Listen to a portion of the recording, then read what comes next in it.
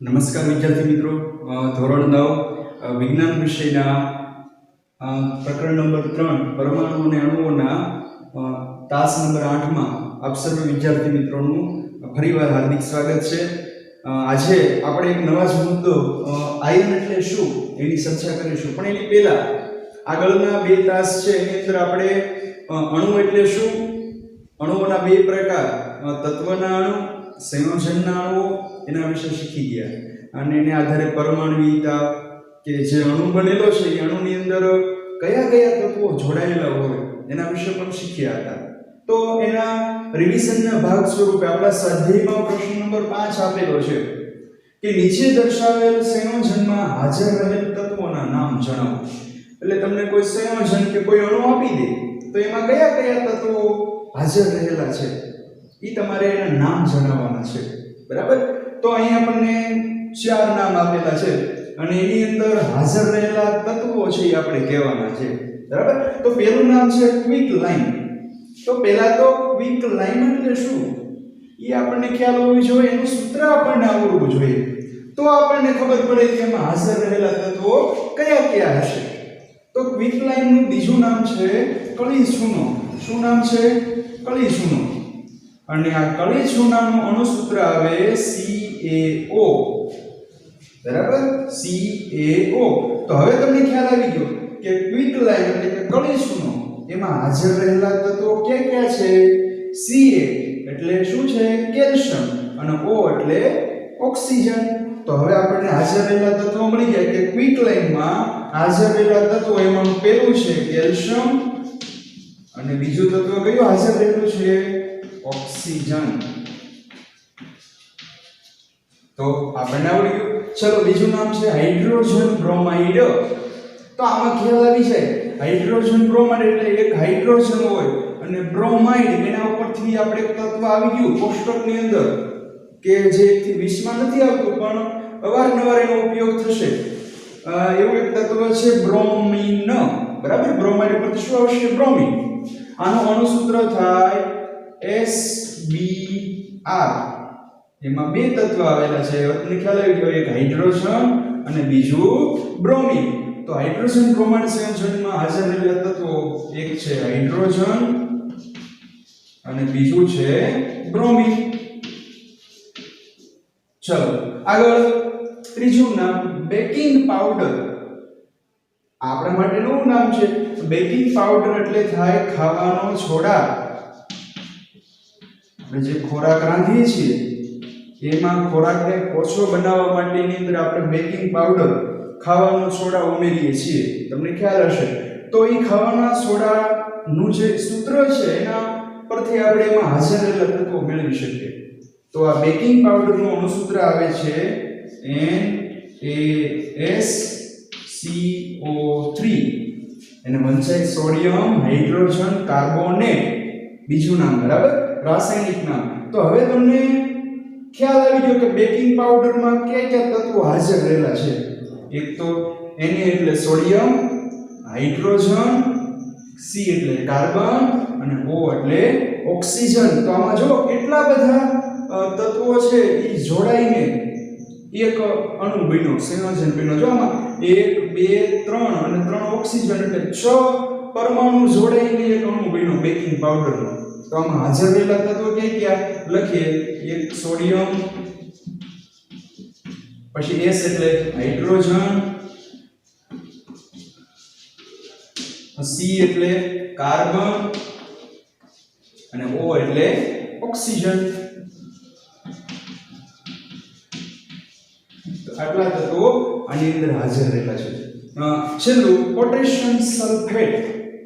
તો આગળના સૂત્રો આપણે આવશે જ કે પોટેશિયમ સલ્ફેટનું અણુસૂત્ર થાય K2SO4. એ કઈ રીતે બન્યું એ તમે આની પછીના વર્ગોની અંદર જ આપણે આ પાઠની અંદર તેનો અભ્યાસ કરીશું. તો આની અંદર તમને ખ્યાલ પડી ગયો કે એક તત્વ K, એક S અને એક O, આવા 3 તત્વો રહેલા છે. K એટલે શું? કયા તત્વની સંજ્ઞા K આવે? 19 નંબરનું તત્વ. તમને યાદ હશે, એનું નામ છે પોટેશિયમ. પછી S એટલે શું? 16 નંબરનું તત્વ સલ્ફર. અને છેલ્લે O એટલે ઓક્સિજન. તો આ રીતે એક ગુણની અંદર કે બે ગુણની પૂછવું હોય તો આવા ચાર નામ આપી દે અને પ્રશ્ન આ રીતે પૂછે કે સંયોજનમાં હાજર રહેલા અથવા તો સંયોજનમાં જોડાતા તત્વોના નામ જણાવો. તો આપણને ખ્યાલ આવી જાય. એના માટે શું કરવું પડે? આપણને ઘણા બધા સંયોજનોના નામ અને એના સૂત્રો આપણને આવડતા હોય તો એમાં જોડાતા તત્વો છે એ આવડી જાય. પણ જેમ આ કેમિસ્ટ્રીના રસાયણ વિજ્ઞાનના પાઠો છે એમાં જેમ રસ લેશું, જેમ વધારે પાકું કરીશું, એમ આ આપણને રસાયણ વિભાગ છે, રસાયણ વિજ્ઞાનનો વિભાગ, એ ખૂબ સરળ લાગશે અને આગળ એમાં ભણવાની ખૂબ મજા આવશે. તો આ કોષ્ટક ખૂબ સરળ હતો. હવે આના પ્રશ્નની અંદર કંઈક અલગ પણ પૂછી શકાય કે નીચે દર્શાવેલ સંયોજનો છે એ સંયોજનોની પરમાણુયતા કેટલી, એવું પણ પૂછી શકે. તો આપણને ક્વિક લાઈન એમાં કેટલા પરમાણુ જોડાયેલા છે? 2. તો આપણને ખ્યાલ આવી ગયો કે ક્વિક લાઈનની પરમાણુયતા, એક નવું કોલમ તમે કાઢી નાખશો કે આના પ્રશ્નની અંદર તમને આની પરમાણુયતા પૂછે તો ક્વિક લાઈનની પરમાણુયતા થાય 2. બરાબર? અહીં લખીએ ટૂંકમાં પરમાણુયતા. તો ક્વિક લાઈનની પરમાણુયતા થાય 2. હાઇડ્રોજન બ્રોમાઇડ તો એની પરમાણુયતા કેટલી થાય? એમાં પણ 2 પરમાણુઓ ભાગ લીધો એટલે એની પરમાણુયતા 2. ત્રીજું ખાવાના છોડા, એમાં કેટલા પરમાણુઓએ ભાગ લીધો? 1 2 3 અને 3 ઓક્સિજન એટલે ટોટલ 6 એટલે આની પરમાણુયતા થઈ 6. અને પોટેશિયમ સલ્ફેટ એમાં 2K એટલે 2 સલ્ફર 1 એટલે 3 અને ઓક્સિજન 4 એટલે 3 ને 4 7. તો પોટેશિયમ સલ્ફેટની પરમાણુયતા થાય 7. તો આપણે શીખી ગયા એટલે આપણે આ જાણતા હોવા જોઈએ. તો આ થયું રિવિઝનની બાબત. હવે આજના તાસનો નવો મુદ્દો આયન એટલે શું? What is an ion? એનો વિશે આપણે આજે શીખવું છે. આગળ આપણે શીખી ગયા અણુના મુદ્દાની અંદર અને એની પહેલા પરમાણુમાં પણ જોયું હતું કે પરમાણુ કેવી રીતે અસ્તિત્વ ધરાવે છે. તો એમાં એક લાઈન આવી હતી કે પરમાણુ કાં તો સંયોજન બનાવે અથવા તો પરમાણુ આયન બનાવીને અન્ય તત્વના આયન સાથે જોડાય અને કંઈક સંયોજન બનાવીને અસ્તિત્વ ધરાવતા હોય. તો એ જ આપણે શીખવાનું છે. આયન હતો એ આયન ખરેખર શું છે? તો ચાલો એના વિશે વધારે શીખીએ. તો આયન એ વીજભારિત કણ છે કે જે પોતે કંઈક વીજભાર ધરાવે. વીજભાર એટલે શું? કે જેમાંથી વિદ્યુત પ્રવાહ પસાર કરવા માટેનો માર્ગ મળી રહે એને વીજભારિત કણ કહેવાય. એટલે આયન એ પોતે એક વીજભારિત કણ છે. બરાબર?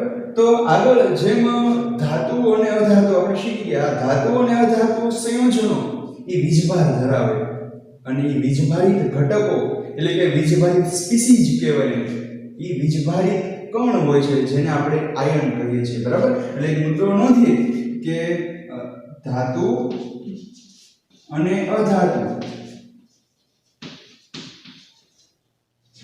વીજભાર ધરાવે છે અને આ વીજભાર જે કણ હોય, ધાતુ કે અધાતુ એ વીજભાર ધરાવે તો એનો જે કણ હોય કે જે પોતે વીજભાર ધરાવી શકે તો એ વીજભારિત કણને આયન કહે છે. શું? વીજભારિત કણને આયન કહે છે. ટૂંકમાં આયન એટલે શું? તો કે વીજભારિત કણ. ખાસ કરીને ધાતુ અને જે અધાતુ છે એ વધારે આયનો ધરાવે. આગળના મુદ્દાઓમાં પણ આપણે શીખીશું. ધાતુ અને અધાતુના પાઠમાં પણ શીખી ગયા કે ધાતુ પોતે ઇલેક્ટ્રોનને પાસ કરી શકે છે. એ જ રીતે ધાતુ જ્યારે અધાતુ સાથે જોડાયેલો હોય ત્યારે પણ એમાંથી વિદ્યુત પ્રવાહ પસાર થઈ શકે. તો જે આ ધાતુ અને અધાતુ છે એ વીજભાર ધરાવે છે અને આ વીજભારિત કણ હોય એને આયન કહેવાય. આ વીજભારિત કણ છે એના 2 પ્રકાર છે. આપણે નોંધીએ આગળનો મુદ્દો કે વીજભારિત કણના 2 પ્રકાર છે.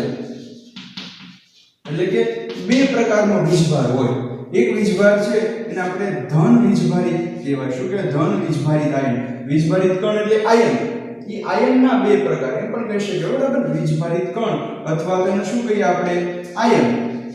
એ આયનના 2 પ્રકાર. એક પ્રકાર શું? તો કે ધન વીજભારિત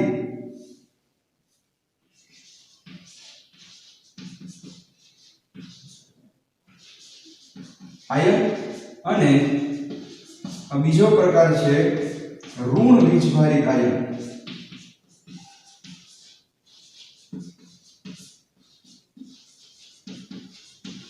ખાસ યાદ રાખજો, આગળના ધોરણોમાં ખૂબ ઉપયોગ થશે કે વીજભાર અથવા તો આયન છે એના કેટલા પ્રકાર? બે, ધન વીજભાર અને ઋણ વીજભાર. તો ધન વીજભારિત આયન છે એનું એક બીજું નામ છે, એને કહેવાય છે કેટાયન. શું કહેવાય? કેટાયન. અને ઋણ વીજભારિત આયન છે એને કહેવાય એનાયન. તો પરીક્ષામાં એ પણ પૂછે કે ધન વીજભારિત આયનનું બીજું નામ જણાવો, તો કે કેટાયન, અને ઋણ વીજભારિત આયનનું બીજું નામ એનાયન. આપણે એક સરળ ઉદાહરણથી એની ચર્ચા કરીએ કે એક સંયોજન આપણે લઈએ NaCl, જેને આપણે કહીએ છીએ મીઠું. તો આ સંયોજનની અંદર ધન વીજભારિત કોણ છે અને ઋણ વીજભારિત કોણ છે?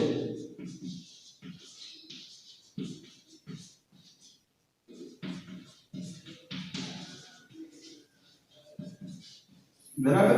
આની અંદર ધન વીજભાર કોણ ધરાવે અને ઋણ વીજભાર કોણ ધરાવે? પણ તમારા મનમાં એવો પ્રશ્ન થાય કે સાહેબ વીજભારિત એટલે કે આયનના બે પ્રકાર ખરા, ધન વીજભાર અને ઋણ વીજભાર. પણ ખરેખર આ ધન વીજભાર એટલે શું અને ઋણ વીજભાર એટલે શું એ તો અમને ખ્યાલ જ નથી. તો આપણે પાઠ નંબર 4 આની પછીનો એની અંદર આપણે શીખશું કે ધન વીજભાર કોને કહેવાય, કોણ ધન વીજભાર ધારણ કરી શકે.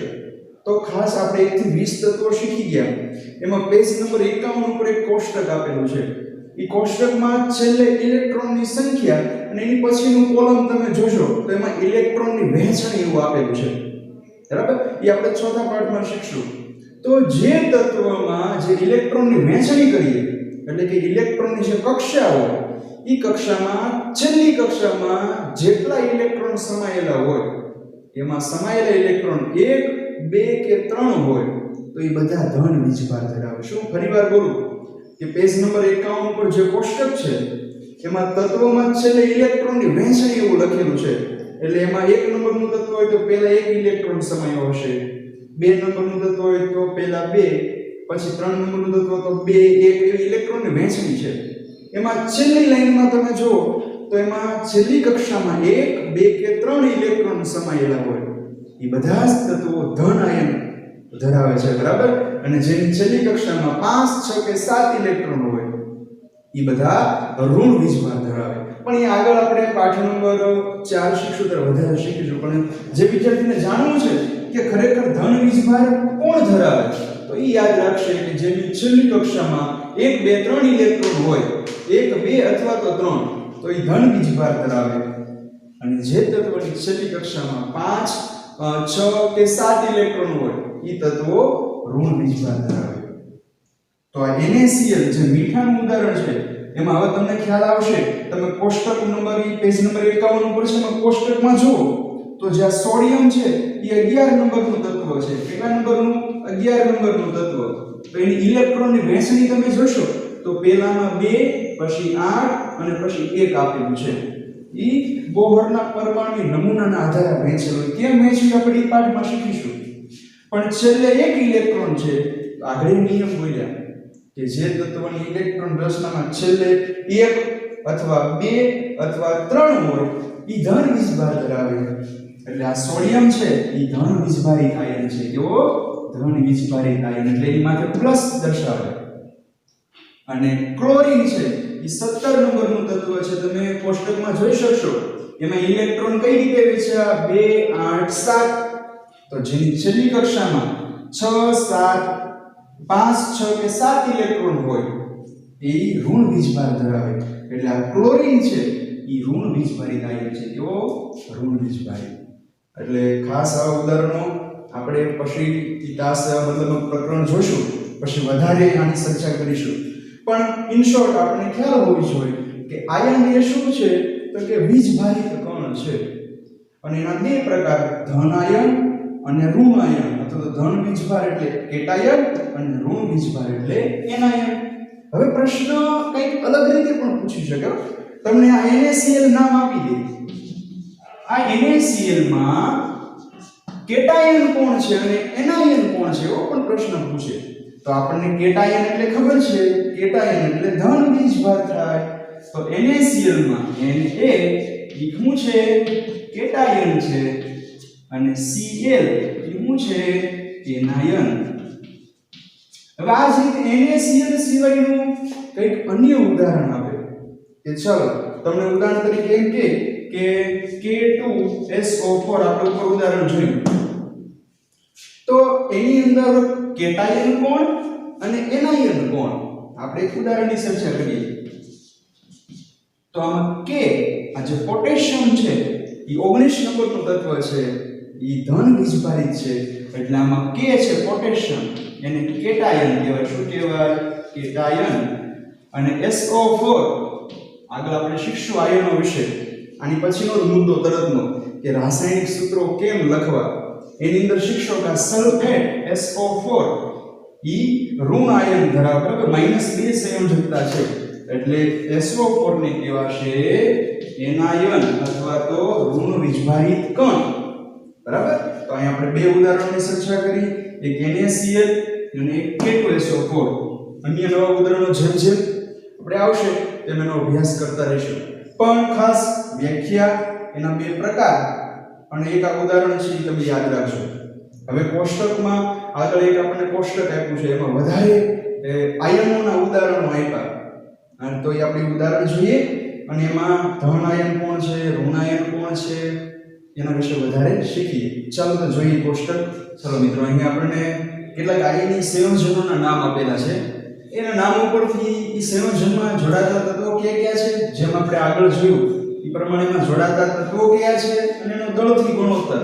આવા બે કોલમ પૂછ્યા છે પણ આપણે સાથે સાથે આ કેલ્શિયમ ઓક્સાઇડ સંયોજન છે તો એમાં જોડાતા તત્વો અને કેવા છે ધન આયન છે કે ઋણ આયન તેનો પણ અભ્યાસ કરીશું તો ચાલો સૌપ્રથમ પહેલું નામ છે કેલ્શિયમ ઓક્સાઇડ તો કેલ્શિયમ ઓક્સાઇડ આના ઉપરથી આપણને નામ બનાવતા સરળતાથી આવડી જાય જો કેલ્શિયમ એટલે એક તત્વ મળી ગયું કે એમાં કેલ્શિયમ હશે અને ઓક્સાઇડ એટલે જ્યારે પાછળ ઓક્સાઇડ આવે એટલે આપણે સમજવાનું કે એમાં ઓક્સિજન હશે બરાબર આનું સૂત્ર થાય CaO એટલે કે એમાં એક તત્વ કેલ્શિયમ છે અને બીજું તત્વ ઓક્સિજન એટલે આપણે લખીએ જોડાતા તત્વો કયા તો એક છે કેલ્શિયમ અને બીજું છે ઓક્સિજન જો અત્યારે આપણે સાદા આયનીય સંયોજનોનો અભ્યાસ કરીએ આપણે એક વાત છેલ્લે કરીશું કે બહુપરમાણુય આયન કોને કહેવાય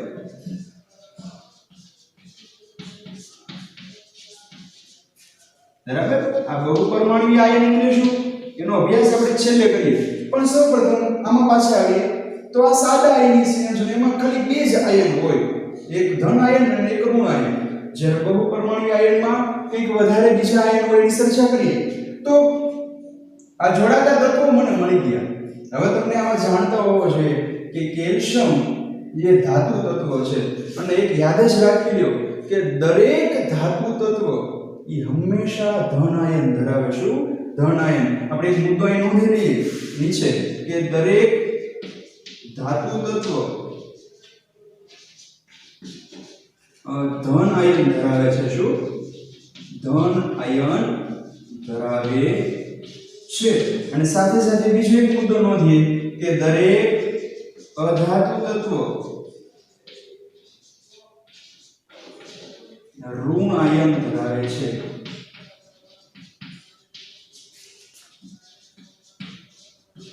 એટલે કે ધાતુ તત્વો એ ધન આયનના બનેલા હોય અને અધાતુ તત્વ એ ઋણ આયનના બનેલા હોય છે તો કેલ્શિયમ એ ધાતુ છે એટલે એ કેવો હશે ધન આયન બરાબર અને ઓક્સિજન એ ઋણ આયન ધરાવે છે હવે એનો દળથી ગુણોત્તર એટલે કેલ્શિયમ અને ઓક્સિજનનો મારે દળથી ગુણોત્તર મેળવવો છે એટલે કે Ca/O મારે મેળવવું છે કેલ્શિયમનું દળ અને ઓક્સિજનનો દળનો ગુણોત્તર તો સૂત્રમાં કેલ્શિયમ કેટલા છે 1 તો 1 કેલ્શિયમનું દળ યાદ કરો 20 નંબરના તત્વનું દળ કેટલું છે 40 એના છેદમાં ઓક્સિજનનું દળ 16 બરાબર તો હવે તમને 40 ના છેદમાં 16 એટલે તમને ભાગ આવડે છે અથવા તો તમે આને સાદુરૂપ આપો તો 8 વડે ભાગ આવશે 8 પંચા 40 અને 8 દુ 16 એટલે 5 ના છેદમાં 2 બરાબર એટલે જવાબ શું આવશે 5/2 બરાબર તો કેલ્શિયમ અને ઓક્સિજનનો દળથી ગુણોત્તર શું મળ્યો મને 5/2 આગળ હવે બીજું ઉદાહરણ છે મેગ્નેશિયમ સલ્ફાઇડ તો એક તત્વ એમાં જોડાતું તત્વ મેગ્નેશિયમ અને સલ્ફાઇડ એમાં શરૂઆત સલ્ફર એટલે એના ઉપરથી ખ્યાલ આવે છે કે એમાં સલ્ફર જોડાયેલો હોય આયન તરીકે બરાબર એનું સૂત્ર આવે છે મેગ્નેશિયમ સલ્ફાઇડ નું MgS એક તત્વ મેગ્નેશિયમ અને એક સલ્ફર એટલે જોડાતા તત્વ ક્યાં ચાલો લખીએ મેગ્નેશિયમ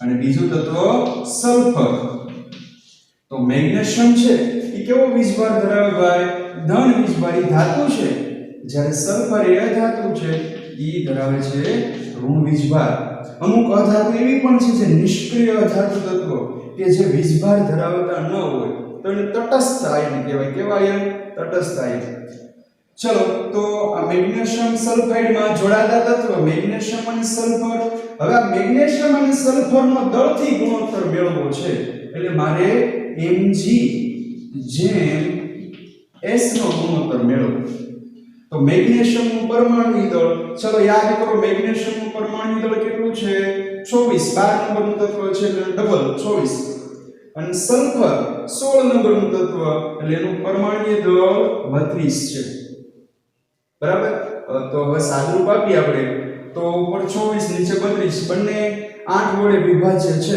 બરાબર 8 તેરી 24 અને 8 છોક 32 એટલે કે 3/4 મળે કેટલો મળે 3/4 એટલે કે મેગ્નેશિયમ અને સલ્ફરનો દળથી ગુણોત્તર 3/4 છે પાઠ્યપુસ્તકમાં ખાલી ગુણોત્તર જ આપેલો છે આ સાદુરૂપ આપેલું નથી એટલે તમે ખાસ આની નોંધ લખજો અને છેલ્લું ત્રીજું ઉદાહરણ કે સોડિયમ ક્લોરાઇડ તો એમાં એનું અણુસૂત્ર તો તમને આવડે જ છે એને Cl તો એમાં જોડાતા તત્વ ક્યાં છે ચલો લખીએ સોડિયમ અને બીજું તત્વ કયું છે ક્લોરીન આનું ઉદાહરણ આપણે શીખી ગયા કે સોડિયમ છે એ પોતે ધન વીજભાર ધરાવે છે અને ક્લોરીન એ ઋણ વીજભાર ધરાવે બરાબર ચલો સોડિયમ અને ક્લોરીનનું દળથી ગુણોત્તર એટલે કે Na જેમ Cl એ કેટલો છે સોડિયમનું દળ છે 23 અને ક્લોરીનનું 35.5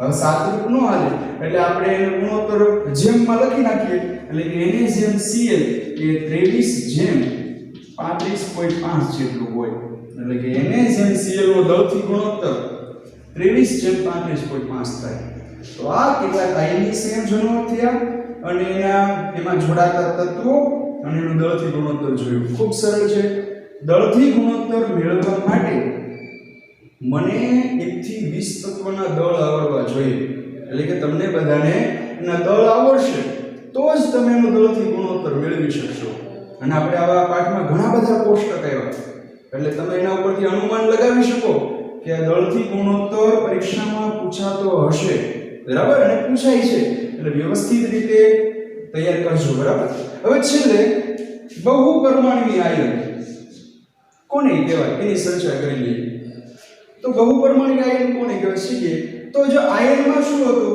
કે વીજભાર ધરાવતા કણો એકબીજા સાથે જોડાઈને આયનીય સંયોજન બનાવે તો બહુપરમાણુય આયન એટલે શું તો કે એની અંદર વીજભાર ધરાવતા ઘણા બધા પરમાણુઓનો સમૂહ હોય જો અહીંયા તમે ઉદાહરણ જો તો એમાં ખાલી બે જ આયન હતા એક ધન ઋણ બે જ પરમાણુથી આયન બન્યું હોય પણ વીજભાર ધરાવતા ઘણા બધા પરમાણુનો સમૂહ જ્યારે જોડાય ત્યારે બહુપરમાણુય આયન બને એટલે એની વ્યાખ્યા લખીએ કે વીજભાર ધરાવતા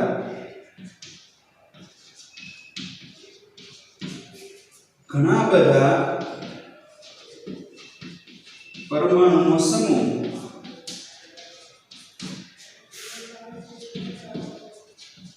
બહુપરમાણુય આયન બનાવે છે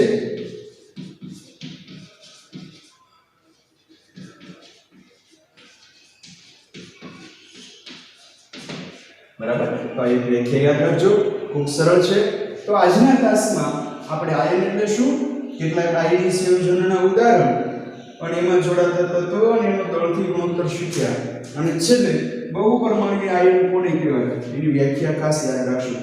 બહુપરમાણુય આયનના કેટલાક ઉદાહરણો આપણે જોઈએ તો એમાંનું એક ઉદાહરણ અહીંયા ઉપર જ આપેલું છે, બેકિંગ પાવડર NaSCO3. તો એમાં સોડિયમ એ પોતે ધન વીજભાર ધરાવે. શું આ ઉદાહરણની અંદર આપણે જોઈએ તો આ સોડિયમ એ ધન વીજભાર ધરાવે અને હાઇડ્રોજન કાર્બોનેટ બરાબર SCO3 માઈનસ એ ઋણ વીજભાર ધરાવે. તો આ સોડિયમ અને હાઇડ્રોજન કાર્બોનેટ, આ હાઇડ્રોજન કાર્બોનેટ આયન છે એમાં જો એક કરતા વધારે પરમાણુઓ છે. અહીં સોડિયમમાં તો એક જ તે આયન છે એટલે કે એક જ પરમાણુ છે, જ્યારે હાઇડ્રોજન કાર્બોનેટમાં 1 2 અને ઓક્સિજનના 3 એટલે 5 પરમાણુ જોડાઈને જે આયન બન્યો એને બહુપરમાણુય આયન કહેવાય. શું કહેવાય? બહુપરમાણુય આયન. તો આ આયનો નો કોષ્ટક છે એ આગળ પાઠ્યપુસ્તકમાં હવે પછીના મુદ્દામાં આપેલું છે અને એનો અભ્યાસ હવે પછીના તાસની અંદર આપણે કરીશું. તો આજના તાસમાં આ બધા જ મુદ્દાઓની નોંધ વ્યવસ્થિત તમે રાખજો. આજે આપણે સુધી રાખીએ છીએ. હવે પછી નવા મુદ્દા સાથે રાસાયણિક સૂત્રો કેમ બનાવવા એની સાથે ફરીવાર મળીશું. ત્યાં સુધી અસ્તુ. જય હિન્દ.